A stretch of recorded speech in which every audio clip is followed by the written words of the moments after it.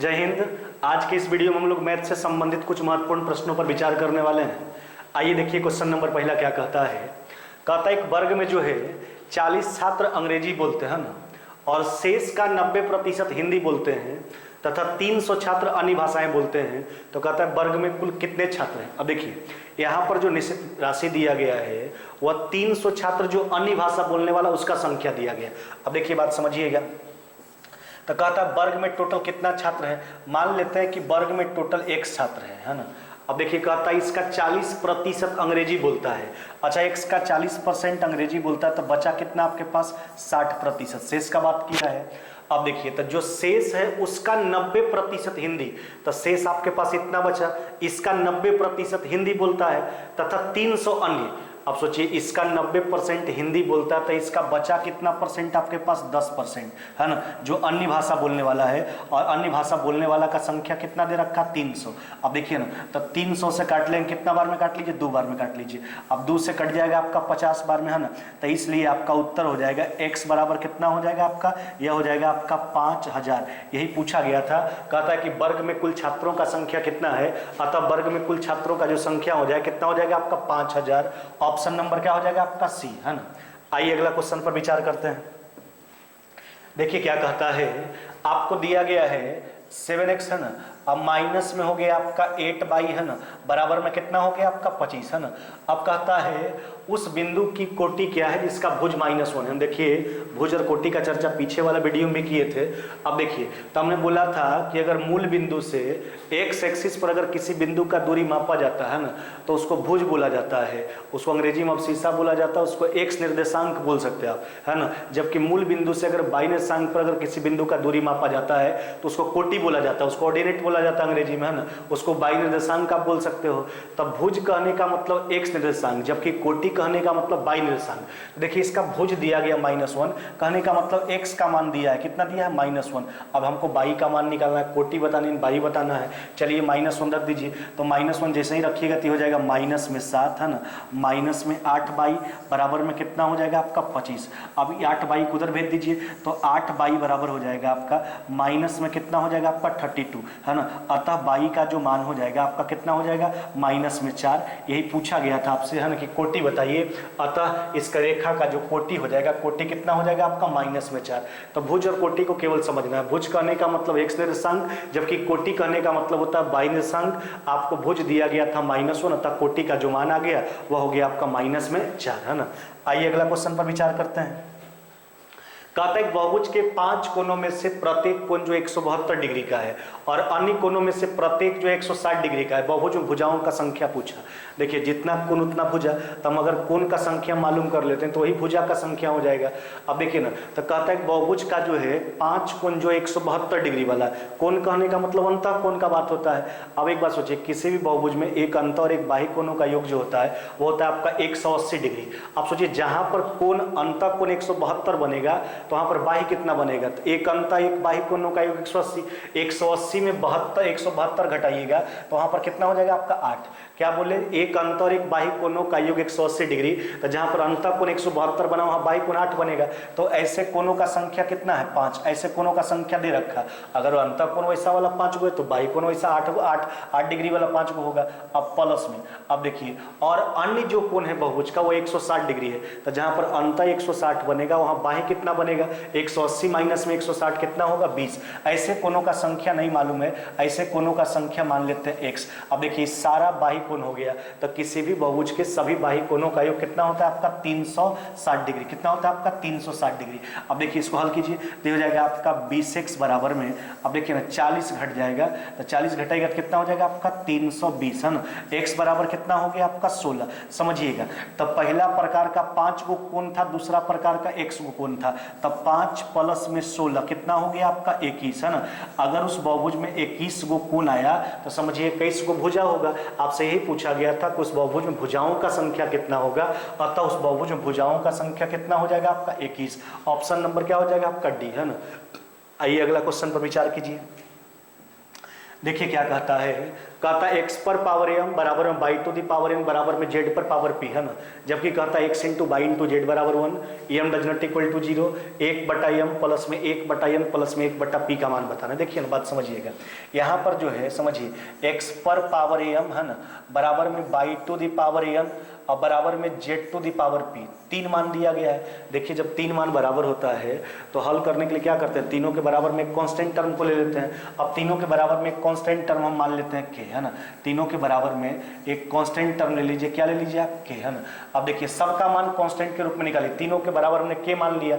अच्छा तो x बराबर एक साइड का जो पावर होता है दूसरा साइड जाके पलटता है, अगर x पर पावर m है तो ये k पर पावर 1/m, है ना। आगे देखिए अगला देखिएगा, अगर y to the power n बराबर k तब k बाई बराबर हो जाएगा k पर पावर 1 कितना हो जाएगा n। अब जहां तक z का सवाल है, z to the power p बराबर k, अतः z बराबर k पर पावर 1/p। अब देखिए अब ये तो हम सबका मान कांस्टेंट के रूप में निकाल लिए। अब एक कंडीशन दे रखा है x into y into z बराबर 1। देखिए प्रश्न कहता है x into y into z बराबर में कितना 1। अब सबका मान कांस्टेंट के रूप में रखिए, x का मान कितना है, यह हो गया आपका k पर पावर 1/am, है ना। अच्छा बाई का मान कितना है, यह हो गया k पर पावर 1/an, है ना। जबकि z का जो मान है वह k पर पावर कितना हो गया आपका 1 कितना हो गया p, अब बराबर में कितना हो गया 1। अच्छा देखिए जहां तक इसका सवाल है तो गुना में है आधार समान है, जब गुना में आधार समान तो पावर जुटेगा, तो हो जाएगा k पर पावर 1/am, है ना, समझिएगा, प्लस में 1/an प्लस में 1/p। अब जहां तक 1 का सवाल है इसको क्या लिखेंगे, k पर पावर कितना 0।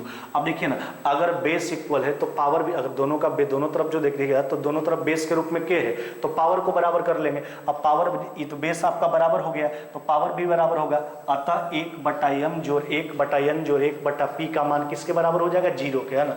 आपका उत्तर कितना हो जाएगा 0। ऑप्शन नंबर क्या हो जाएगा ए। हमने क्या किया, 3 मान बराबर दिया था, तीनों के बराबर में हमने कांस्टेंट टर्म मान लिया, सबका मान कांस्टेंट के रूप में यानी k के रूप में निकाल लिए। अब एक रिलेशन दे रखा था कि तीनों का गुणनफल 1 है, हमने तीनों का मान कांस्टेंट के रूप में रखा, गुणनफल को 1 किया, है ना। अतः 1/m जोड़ 1/n जोड़ 1/p का जो मान आ जाए कितना हो जाएगा आपका 0। ऑप्शन नंबर ए, है ना। आइए अगला क्वेश्चन पर विचार करते हैं। देखिए कहता है 100 अंकों की कितनी धनात्मक संख्या, इसको सोचना है। देखिए अगर हम एक अंक का धनात्मक संख्या का बात करेंगे तो एक अंक का धनात्मक संख्या कई गो 9 गो, जैसे 1 2 3 4 से लेकर 9 तक, तो एक अंक का धनात्मक संख्या 9 गो। अच्छा तो 9 को जहां तक लिखने का सवाल है, 9 को हम ऐसा लिख सकते हैं 9 गुना 10 पर पावर कितना 0, ऐसा लिख सकते हैं 9 को। 10 पर पावर 0 का मान कितना 1, अतः 9 गुना 1 9 हो जाएगा। तो हम अभी सोचें एक अंक वाला कई गो पॉजिटिव नंबर, एक अंक वाला 9 गो आपका धनात्मक संख्या। अब 2 अंक वाला कई गो धनात्मक संख्या, तो 2 अंक वाला धनात्मक संख्या का शुरुआत 10 से होगा और वो कहां तक होगा आपका 99 तक। तो 99 में 9 गो तो एक अंक वाला है, तो 99 में 9 घटाइए तो कितना हो गया 90। तो 2 अंक वाला धनात्मक संख्या 90। अच्छा 90 को क्या लिख सकते हैं आप, है ना, तो 90 को लिखिएगा 9 गुना 10 पर पावर कितना 1। तो यहाँ पर हम लिखने का तरीका समझिए, अगर आप एक अंक वाला धनात्मक संख्या लिख रहे हैं तो 9 गुना 10 पर जो पावर रखेंगे, जितना अंक वाला धनात्मक संख्या लिखेंगे उससे एक कम पावर रखेंगे, है ना। जैसे एक अंक वाला धनात्मक संख्या लिख रहे हैं तो 1 से 1 घटाएंगे तो 1 में से 1 गया 0, तो 9 गुना 10 पर पावर 0। अगर हम 2 अंक वाला धनात्मक संख्या लिखेंगे तो 9 गुना, तो 2 में 1 घटाएंगे पावर के रूप में 1 रख देंगे, तो 9 गुना हमेशा होगा 10 पर जो पावर होगा वह जितना वाला धनात्मक संख्या लिखिएगा उससे कम पावर बैठा देना है। अब इसी के आधार पर उत्तर दे देंगे। 100 अंक वाला धनात्मक संख्या निकाल के देखना तो संभव नहीं है। अब देखिए तो 100 अंक वाला तो 9 गुना, अभी हमने बोला 10 पर पावर, अगर 100 अंक वाला धनात्मक संख्या लिखिएगा तो 100 में 1 घटा के पावर दे देंगे, तो 100 में 1 घटाएंगे कितना हो जाएगा आपका 99। यही उत्तर आपका मान्य हो जाएगा। 9 गुना 10 पर पावर कितना हो जाएगा आपका 99। क्या बोले, एक अंक वाला धनात्मक संख्या 9, 9 को लिखने का तरीका 9 गुना 10 पर पावर 0। 2 अंक वाला धनात्मक संख्या 99 में से 9 घटा लीजिए 90, 90 को लिखने का तरीका 9 गुना 10 पर पावर 1। तो कहने का 9 गुना 10 पर जो पावर देंगे जितना अंक वाला धनात्मक संख्या लिखिएगा उससे कम। एक अंक वाला लिख रहे थे तो 1 में से 1 घटाएंगे तो पावर दिए 0। 2 अंक वाला लिख रहे थे तो 2 में से 1 घटाए, 2 में से 1 घटाए पावर के रूप में 1 हो गया। 100 अंक वाला लिख रहे थे तो 100 में 1 घटाएंगे 99, 9 पर 9 गुना 10 पर पावर 99। आपका उत्तर हो जाएगा ऑप्शन नंबर ए, है ना। आइए अगला क्वेश्चन पर विचार करते हैं। देखिए ना आपको दिया गया है √x, है ना। अब प्लस में कितना 5 अब प्लस में हो गया आपका रूट एक्स है ना, नीचे आ जाइए, यह हो गया आपका अंडर रूट एक्स है ना, अब प्लस में 5 है ना, माइनस में रूट एक्स, बराबर में कितना हो गया आपका 5, 5 कहने का मतलब 5 बटा कितना 1। अब देखिए इसको हल करने के लिए क्या करते हैं, यहाँ पर बाई कंपोनेंडो डिविडेंडो लगा लीजिए। अच्छा, जिसको योगांतर निष्पत्ति आप बोलते हो, तो कंपोनेंडो डिविडेंडो में करते क्या है, एक बार हर को अंश में ऊपर जाके जोड़ते हैं, फिर नीचे लाके अंश में ही हर को घटाया जाता है। अच्छा, ऊपर जाके जोड़िए तो ये कट जाएगा, तो हो जाएगा आपका 2 इंटू अंडर रूट कितना हो जाएगा आपका x प्लस में कितना 5। अब देखिए एक बार घटाएंगे तो माइनस ई प्लस, तो हो जाएगा आपका 2 रूट कितना x। तो कंपोनेंडो डिविडेंडो तो दोनों तरफ प्रयोग करेंगे, तो ऊपर 5 1 6, 5 में से गया कितना हो जाएगा 4, यह हो गया आपका 3 बटा कितना हो गया 2। ध्यान दीजिएगा, 2 से 2 काट के हटा लीजिए। अब देखिए इधर का रूट जो है उधर जाके स्क्वायर हो जाएगा, तो हो जाएगा आपका x प्लस में 5 अब बट्टा x बराबर में यह कितना हो जाएगा आपका 9 बट्टा कितना हो गया 4। अब इसको हल कर लीजिए क्रॉस करके है ना, तो हो जाएगा आपका 4x है ना, अब प्लस में कितना हो गया आपका 20 है ना, बराबर में कितना हो जाएगा आपका 9x है ना। अब देखिए आगे हल कर लीजिए, तो उधर भेजिएगा तो हो जाएगा आपका 9x में से 4x चला जाएगा, तो हो जाएगा आपका 5x बराबर में कितना हो गया आपका 20 है ना। आपसे x का मान पूछा गया था, x का मान कितना हो जाएगा आपका 4 है ना, x का मान कितना हो जाएगा 4। तो कुछ नहीं करना है, बस हमने कंपोनेंडो डिविडेंडो का यूज किया, फिर एक बार रूट के रूप में माना, इधर का रूट जाके स्क्वायर हो गया, क्रॉस गुना करके x के मान पर विचार कर लीजिए। आपका उत्तर क्या हो जाएगा, ऑप्शन नंबर डी है ना, ऑप्शन नंबर हो जाएगा आपका डी। आइए अगला क्वेश्चन पर विचार करते हैं। कहता ABCD एक चक्रीय चतुर्भुज है, साइक्लिक क्वाड्रिलेटरल का बात किया गया, जिसके परिवृत्त का व्यास AB है, डायमीटर AB दे रखा, कोण ADC का मान 155 है, कोण BAC का मान बताना।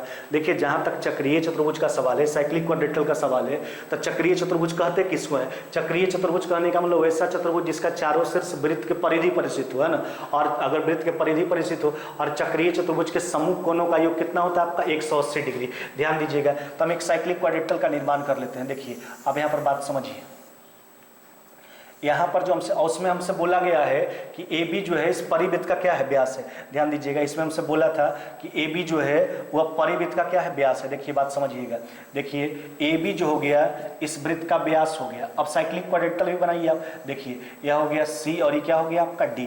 अब एक चक्रीय चतुर्भुज का हम निर्माण कर लिए। अब इसमें जैसे जैसे कोण दिया, देखिए कहता कोण ADC 155 डिग्री। देखिए बात समझिएगा, ADC इस कोण का मान कितना दिया गया 155 डिग्री दिया गया है। अब देखिए हमसे क्या कहता है, कोण BAC का मान पूछा गया। देखिए हमसे जो कोण पूछा गया इस कोण पर विचार करना। अच्छा सोचिए, पहले हम इस कोण पर विचार कर लेते हैं, जहां तक इस कोण का सवाल है। अभी हमने बोला साइक्लिक क्वाड्रिलेटरल के समूह कोणों का योग कितना होता है 180, तो 180 में 155 हो चुका है, तो 180 में 55 घटाइएगा तो कितना हो जाएगा आपका 25 डिग्री हो जाएगा।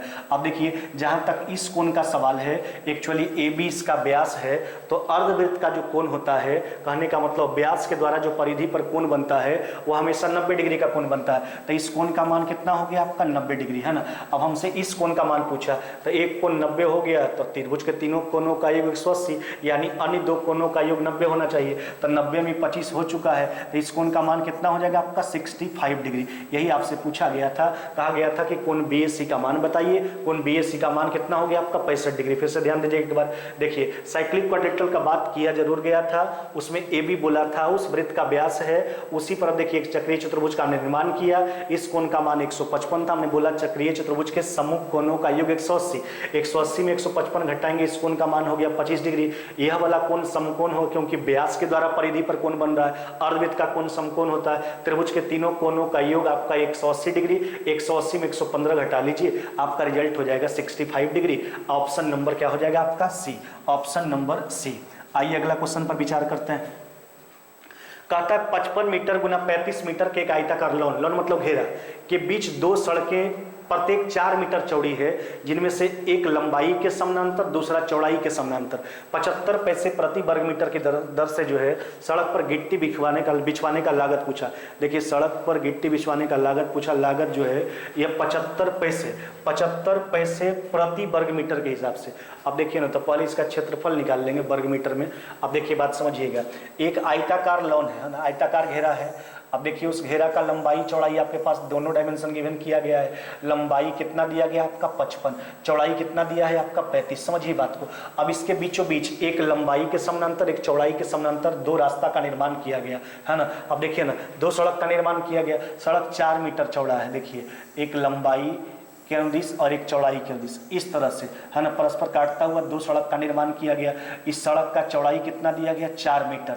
अब देखिए हम सड़क का क्षेत्रफल पहले निकालते हैं। अब देखिए सड़क का क्षेत्रफल कैसे निकालेंगे, पहले एक बार इसका क्षेत्रफल निकाल लीजिए। तो इसका लंबाई तो हो गया 55, चौड़ाई 4, तो इसका क्षेत्रफल हो जाएगा 55 गुना कितना हो गया आपका 4, प्लस में एक बार इसका क्षेत्रफल निकालते हैं तो ये हो गया आपका 35, चौड़ाई कितना हो गया इसका 4। लेकिन एक बात का गौर कीजिएगा, ये जो बीच वाला भाग है इसका क्षेत्रफल आप लंबाई के अनुदिश भी ले रहे हो और चौड़ाई के अनुदिश भी ले रहे हैं, तो इसका काउंटिंग 2 बार हो जा रहा है इसका एरिया का।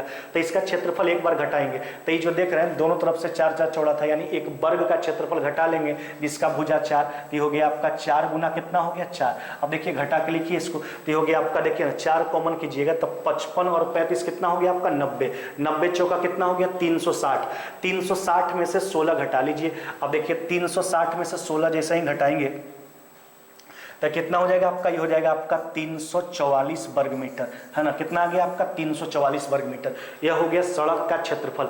अब हमसे उस पर गिट्टी बिछाने का खर्च पूछा गया। देखिए इसका क्षेत्रफल आ गया 344 वर्ग मीटर और जो लागत है इसका 75 पैसे प्रति वर्ग मीटर के हिसाब से। तो इस 75 पैसा को रुपया में कन्वर्ट करने के लिए क्या करेंगे 100 से भाग दे देंगे। देखिए 3 हो गया, यह कितना हो गया आपका 4, 4 से काट लीजिए ना, 4 से कट गया आपका 8 बार में, है ना, और कट जाए कितना बार में 6 बार में। अब देख लीजिए तो ये हो गया 18, 24 से कितना हो गया 25, कितना हो जाएगा आपका 258 रुपया। यही पूछा गया था आपसे, है ना, कि उस सड़क पर जो है उस सड़क पर गिट्टी बिछाने का खर्च क्या होगा। अतः उस सड़क पर गिट्टी बिछाने का जो खर्च होगा वह 258 रुपया होगा। हमने क्या किया, पहले उस सड़क का क्षेत्रफल निकाल लिए। सड़क का क्षेत्रफल आ गया 344 वर्ग मीटर, एक वर्ग मीटर का लागत 75 पैसा था, तो 344 का कितना हो जाएगा 258 रुपया, है ना। आइए अगला क्वेश्चन पर विचार करते हैं। कहता है ए अपने घर से बी के घर के लिए 8 किलोमीटर प्रति घंटा की गति से दोपहर 12 बजे चलता है। 1 घंटा बाद बी अपने घर से ए के घर के लिए 7 के स्पीड से जो है चलता है। यदि दोनों के घर के बीच का डिस्टेंस 68 किलोमीटर है तो वे कितने बजे एक दूसरे से मिलेंगे। अब देखिए बात समझिए, दोनों के घर का जहां तक सवाल है, देखिए दोनों का घर जो है यह मान लिया गया ए का घर है या बी का घर है, दोनों के घर के बीच का जो डिफरेंस है वह 68 किलोमीटर है। ध्यान दीजिएगा, दोनों के घर के बीच का जो डिस्टेंस है वह कितना है आपका 68 किलोमीटर। अब देखिए बात समझिए, ए अपने घर से बी के घर के लिए, देखिए इधर से ए का जो स्पीड दे रखा वह 8 किलोमीटर प्रति घंटा है, समझिएगा। और जबकि बी से जो है बी अपने घर से ए के घर के लिए चलता है, यह चलता है 7 के स्पीड से, यह कितना है आपका 7 किलोमीटर प्रति घंटा। अब देखिए ये कहता है कि रास्ता में कितना बजे एक दूसरे से मिलेगा। बात समझिए, तो ए अपने घर से बी के घर के लिए जो है 8 किलोमीटर प्रति घंटा का स्पीड से 12 बजे दोपहर चलना शुरू कर देता है। 1 घंटा बाद बी उन्हें चलना शुरू किया, इसका मतलब ए जो है अकेले 1 घंटा चल लिया, तो 8 किलोमीटर प्रति घंटा इसका स्पीड है, तो 1 घंटा में कितना चलेगा 8 किलोमीटर, तो ए चल लिया। अब देखिए, अब जो दोनों के बीच का डिस्टेंस बचा, कितना बचा 60, 68 किलोमीटर पूरा था, तो ये 8 किलोमीटर तो अकेले चल लिया। अब देखिए इस दूरी को जो है, अब 12 बजे वो चला था, 1 बज चुका है, अब 1 बजे दोनों गति में आया, इधर से ए भी और उधर से बी भी, तब बचा दोनों के बीच में 60 किलोमीटर, अपोजिट डायरेक्शन दोनों मिलकर तय करेगा, तो 8 और 7 कितना हो गया आपका 15, तो इसको काट लीजिए कितना बार में 4 बार में, यानी 4 घंटा का समय लगेगा। एक के 1 घंटा चलने के बाद यानी 1 बजे के बाद, तो आपका उत्तर हो जाएगा, देख लीजिए ना, तो ये हो जाएगा आपका 1 PM, है ना। अब प्लस में 4 घंटा, 1 PM प्लस में 4 घंटा, आपका उत्तर कितना हो जाएगा 5 PM, यानी शाम का 5 बजे जो है दोनों एक दूसरे से रास्ता में मिल पाएगा। आपका उत्तर कितना हो जाएगा ऑप्शन नंबर ए। ध्यान दीजिएगा, ए जो है पहले 8 किलोमीटर चल चुका था, है ना, उस 12 बजे चला था, 1 घंटा चला, 1 बजे क्योंकि बी गति में आया तो 1 घंटा चला, 8 किलोमीटर चल लिया। अब दोनों के बीच में बचा डिस्टेंस 60 किलोमीटर का, अब दोनों मिलकर तय करेगा, तो दोनों मिलकर तय करने में इसको समय लगेगा 4 घंटा, नहीं 4 घंटा बाद दोनों जो है रास्ता मिलेगा। तो 1 बजे दोनों गति में आया था, 1 बजे में 4 घंटा जोड़ लीजिए, आपका उत्तर हो जाएगा शाम का 5 बजे, ऑप्शन नंबर ए। आइए अगला क्वेश्चन पर विचार करते हैं। कहता ए बी सी जो है किसी कार्य को क्रमशः, देखिए बात समझिए, यहाँ पर जो बात किया गया ए बी सी का, वह कहता ए जो है किसी काम को 5 दिन में, बी जो है किसी काम को 12 दिन में, और सी जो है किसी काम को कितना दिन में करता 30 दिन में। यहाँ से पूरे कार्य पर विचार कर लीजिए, लौसा ले लेंगे तो 5 12 30 का लौसा कितना हो जाएगा आपका 60, यानी पूरा कार्य हमने मान लिया 60 यूनिट। अब देखिए ए जो है 5 दिन में 60 यूनिट करता है, एक दिन में कितना करेगा 12, बी जो है 12 दिन में 60 करता है, एक दिन में कितना करेगा 5, और सी जो है 30 दिन में 60 60 करता है एक दिन में कितना करेगा 2। अब देखिए आगे बढ़िए क्या कहता है, कहता ए बीजता सी जो है मिलकर उस कार्य का 4/7 जो है 4/7 भाग काम कितना दिन में पूरा कर लेगा। अब देखिए तो हम क्या कहते हैं, पहले हम ये निकालते हैं कि तीनों मिलकर कम्मा को पूरा करेगा कितना दिन में, तो पूरा काम 60 यूनिट। अब क्या करेंगे, तीनों के एक दिन के काम से भाग लगाएंगे, तो 12 5 17 2 कितना हो गया आपका 19 है ना, कितना हो गया आपका 19। ये तीनों मिलकर कार्य को इतना दिन में पूरा कर लेगा, लेकिन तीनों मिलकर काम करवाना था 4/7, तो जितना काम करवाएगा उतना ही समय लगेगा, तो 4/7 काम करवाना है तो 4/7 समय लगेगा। अब देखिए इसको गुना कर लीजिए, तो ऊपर हो गया आपका 240 है ना, और ये कितना हो जाएगा आपका, यह हो जाएगा आपका 133। आपका उत्तर हो जाएगा 240/133 दिन। ऑप्शन नंबर क्या हो जाएगा आपका सी, ऑप्शन नंबर क्या हो जाएगा आपका सी है ना। आइए अगला क्वेश्चन पर विचार करते हैं। कहता है विक्रेता 60 रुपया में 12 केला के दर से केला खरीदता है और 32 रुपये में 5 के हिसाब से बेच देता है, उसका लाभ का प्रतिशत पूछा। देखिए ना, तो एक का क्रयमूल्य पर विचार कर लीजिए। 60 में 12 के हिसाब से खरीदा और बेचता कैसे, इसको बेचता है 32 में 5 के हिसाब से। चलिए तो इसको काट लीजिए 5 बार में, तो यह हो गया आपका 25 अनुपात कितना हो गया आपका 32। कहने का मतलब जो है क्रयमूल्य 25 यूनिट हो गया, विक्रयमूल्य कितना हो गया 32 यूनिट है ना। अब लाभ का प्रतिशत पर विचार कर लीजिए। अच्छा सोचिए यहाँ पर लाभ कितना का हो रहा है आपका है ना, आपका क्रयमूल्य हो गया 25 यूनिट, विक्रयमूल्य कितना हो गया 32। लाभ जो हुआ कितना का हुआ 7 यूनिट का, कहां से हुआ 25 से, तो 7 जो है वह 25 का कितना % है। चलिए इसको काट लीजिए 4 बार में है ना, तो सच्चो कितना हो जाएगा आपका 28% का प्रॉफिट होगा इस केस में। ऑप्शन नंबर क्या हो जाएगा ए है ना। देखिए हमने क्या किया, एक केला का क्रयमूल्य निकाल लिए, एक केला का विक्रयमूल्य निकाल लिए, दोनों के क्रयमूल्य और विक्रयमूल्य के बीच का रेशियो 25/32 हो गया। क्रयमूल्य 25 यूनिट, विक्रयमूल्य 32 यूनिट, 7 यूनिट का लाभ हुआ, कहां से हुआ 25 से। 7 जो है 25 का कितना % है 28% का प्रॉफिट हो जाएगा। ऑप्शन नंबर ए है ना। आइए अगला क्वेश्चन पर विचार करते हैं।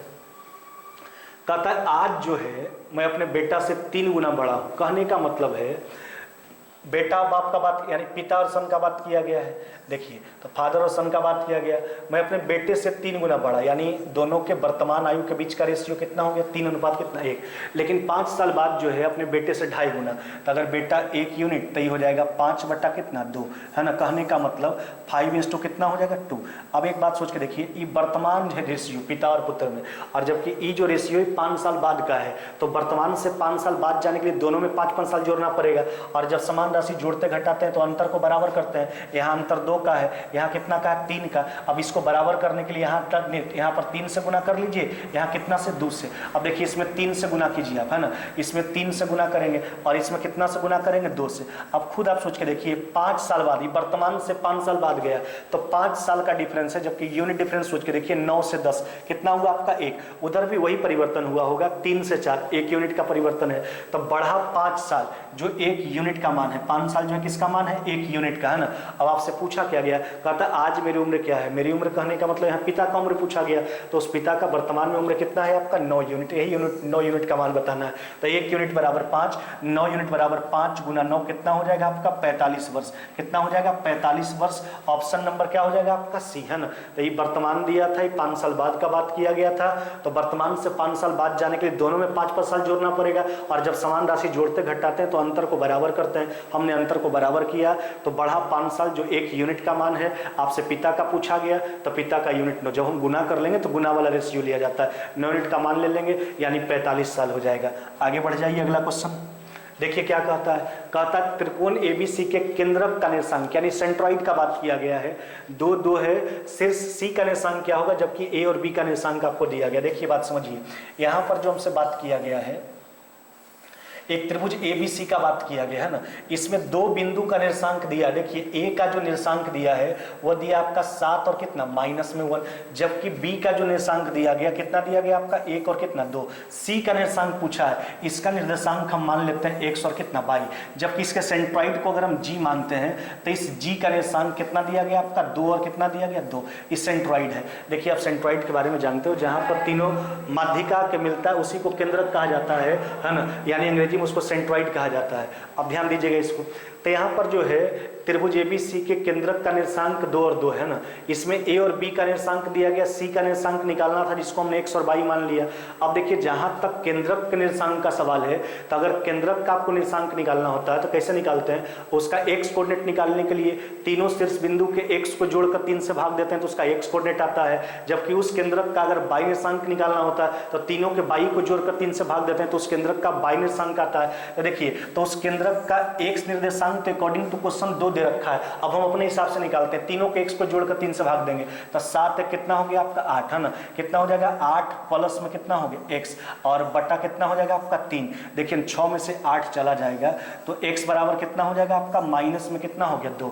तो देखिए x का मान निकल के आ गया। अब हम y कोऑर्डिनेट निकालते हैं, कैसे निकालेंगे, तीनों के y को जोड़ेंगे तो 2 और -1 यानी कहने का मतलब 1 है ना, तो ये हो जाएगा 1 प्लस में y है ना, अब बटा 3, फिर y निर्देशांक कितना दिया गया 2। अब देखिए नहीं हो गया 6 में से 1 चला जाएगा तो y का मान कितना हो जाएगा आपका 5। अब देखिए तो वह जो बिंदु C था जिसका निर्देशांक हमने x और y मान रखा था तो मेरे हिसाब से आ गया माइनस में 2 और कितना 5 है ना, कितना हो जाएगा आपका माइनस में 2 कॉमा कितना हो गया 5। ऑप्शन नंबर क्या हो जाएगा आपका ए। तो बस ध्यान दीजिएगा कि जब भी आपको केंद्रक का निर्देशांक निकालना है तो तीनों के x को जोड़ कर 3 से भाग लगा दीजिए तो उस केंद्रक का x निर्देशांक आ जाएगा, तीनों के y को जोड़कर 3 से भाग लगा दीजिए उसका y निर्देशांक आ जाएगा है ना। तो हमने तीनों के x को जोड़ा 7 1 8 प्लस में x बटा 3 बराबर में x निर्देशांक इसका 2 हल कर लिया गया तो ये हो गया 6 में से 8 गया माइनस में 2, जबकि तीनों का y अब इसका y निर्देशांक निकालेंगे तो -1 प्लस 2 तो +1 प्लस y/3 बराबर में 2। अब 6 में से 1 चला गया कितना हो गया 5, अतः वो बिंदु C का जो है निर्देशांक आ जाएगा माइनस में 2,5। ऑप्शन नंबर ए है ना। आइए अगला क्वेश्चन पर विचार करते हैं। कहा था राम कुल यात्रा का 4/9 भाग बस के द्वारा है ना, जबकि 5/18 भाग रेल द्वारा तय करता है, शेष 10 किलोमीटर पैदल। अब देखिए तो पैदल चलने वाला दूरी दे दिया 10 किलोमीटर, तो पैदल वो एक्चुअली चलता कितना है। देखिए पूरा यात्रा का दूरी हम 1 यूनिट अगर मान के चलते हैं तो इसमें घटा लीजिए 4/9 बस से चलता है और जबकि 5/18 किससे चलता है रेल से, तो जो बचा वो पैदल चलता है। तो देखिए ना तो हो जाएगा 1 माइनस में इसको हल कर लीजिए 8 5 कितना हो गया आपका 13 बटा कितना 18, 18 में से 1 13 चला गया कितना हो जाएगा 5 बटा कितना 18। देखिए ये जो निकल के आया ये पैदल चलने वाला का भाग निकल के आया, पैदल जो चला है वो कितना भाग है पूरे यात्रा का, तो पैदल चला 10 किलोमीटर जो पूरे यात्रा का 5/18 भाग है, तो ये 5/18 भाग 10 किलोमीटर यानी पूरा ज्यादा हो जाएगा, यानी 18 बटा कितना हो जाएगा आपका 5 से 2 बार में काट लीजिए आपका उत्तर कितना हो जाएगा 36 किलोमीटर, 36 किलोमीटर आपका उत्तर हो जाएगा। ऑप्शन नंबर क्या हो जाएगा आपका सी है ना, ऑप्शन नंबर हो जाएगा आपका सी 36 किलोमीटर है ना। आइए अगला क्वेश्चन पर विचार करते हैं। देखिए कहता है x³ प्लस में 10x² प्लस में 50k में अगर x² प्लस 5 से भाग दिया जाता है रिमाइंडर माइनस में 5x बचता है, x का मान पूछा गया। देखिए आप रिमाइंडर थ्योरम के माध्यम से इसको नहीं बना सकते हैं, अगर x + 1 से भाग देने के लिए बोलता तब उससे आप हल कर सकते थे, x + -1 बराबर 0 लेके x का मान हम प्रयोग कर लेते हैं, लेकिन ऐसा तो x + -1 के प्रारूप में नहीं है इसका विभाग भाजक है ना। देखिए तो यहाँ पर हमको बोला है कि x³ है ना, अब प्लस में हो गया आपका 10x², अब प्लस में कितना हो गया आपका 50k। देखिए भाग लगाना होगा यहाँ पे है ना, अब भाग लगाइए आप x² प्लस में 5 से, अच्छा x बार में लगा लीजिए, तो x बार में जैसे ही लगाइएगा तो क्या हो जाएगा आपका x³ प्लस में कितना हो जाएगा आपका 5x, घटाइए इसको तो हो जाएगा माइनस माइनस, अब देखिए कट जाएगा तो हो जाएगा आपका 10x² है ना, कितना हो जाएगा माइनस में 5x, अब प्लस में कितना हो जाएगा आपका 50k। अब देखिए ना अब लगा दीजिए 10 बार में है ना, तो 10 बार में लगाते हैं, अब 10 बार में लगाइए तो हो जाएगा आपका 10x² है ना, अब प्लस में कितना हो जाएगा आपका 50, अब घटा लीजिए इसको माइनस माइनस माइनस, देखिए आपका कट जाएगा तो हो जाएगा आपका माइनस में 5x, आई हो जाएगा आपका माइनस में 50, अब प्लस में कितना हो जाएगा आपका 50k। अब देखिए बात समझिएगा, तो मेरे हिसाब से जो रिमाइंडर आया है वो आया माइनस में 5x है ना, माइनस में 50, अब प्लस में कितना हो गया आपका 50k, जबकि अकॉर्डिंग टू क्वेश्चन जो रिमाइंडर दिया है वह दिया गया माइनस में 5x। अब देखिए तो माइनस में 5x माइनस में 5x कट जाएगा, एक बार रिमाइंडर हमने हल करके अपने हिसाब से निकाल लिया, एक बार अकॉर्डिंग टू क्वेश्चन दे रखा था माइनस में 5x, अब उधर भेज दीजिए तो यह हो जाएगा आपका 50 के बराबर में कितना हो जाएगा आपका 50 है ना, अतः k का मान आपसे पूछा गया था, अतः k का मान कितना हो जाएगा आपका 1 है ना, k का मान पूछा गया था, k का मान कितना हो जाएगा 1। देखिए हमने क्या किया, पहले भाग दे दिया, रिमाइंडर निकाल लिया अपने हिसाब से, रिमाइंडर मेरे हिसाब से आया, माइनस में 5x, माइनस में 50, प्लस में 50 के, और जबकि अकॉर्डिंग टू क्वेश्चन दे रखा था माइनस में 5x, हल कर लिया गया। के का मान कितना हो जाएगा आपका, एक, ऑप्शन नंबर क्या हो जाएगा आपका ए, है ना, ऑप्शन नंबर ए, है ना। आज के वीडियो में बस इतना ही, मिलते हैं आगे नेक्स्ट वीडियो में।